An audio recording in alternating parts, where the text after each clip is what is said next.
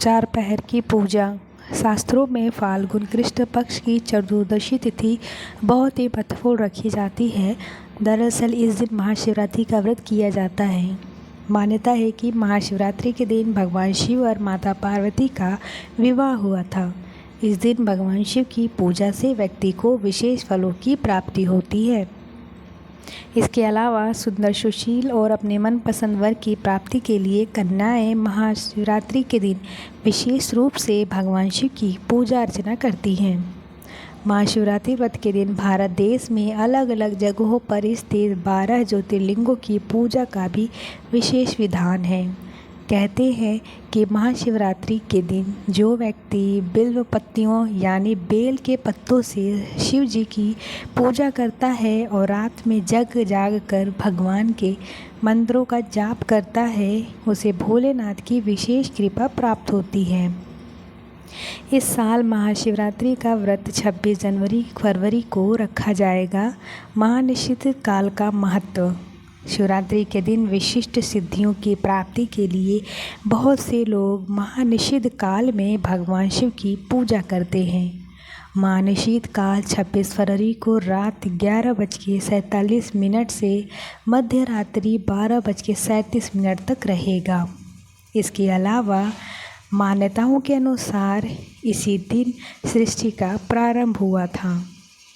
ईशान संहिता में ये भी बताया गया है कि फाल्गुन कृष्ण चतुर्दशी को महानिशित काल में आदिदेव भगवान शिव करोड़ों सूर्यों के समान प्रभाव वाले लिंग रूप में प्रकट हुए थे।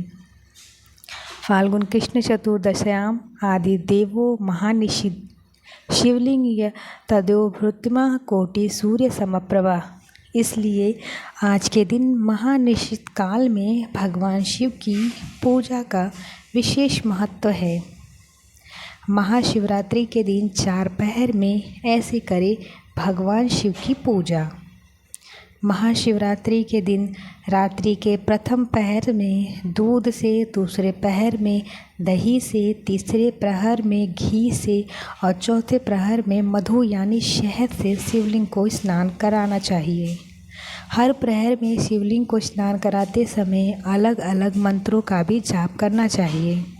प्रथम प्रहर में हिम स्नाय नमः, दूसरे प्रहर में हुम अघोराय नमः, तीसरे प्रहर में हिम वामदेवाय नमः और चौथे प्रहर में हिम सजोजाताय नमः मंत्र का जाप करते हुए शिवलिंग को स्नान कराना चाहिए।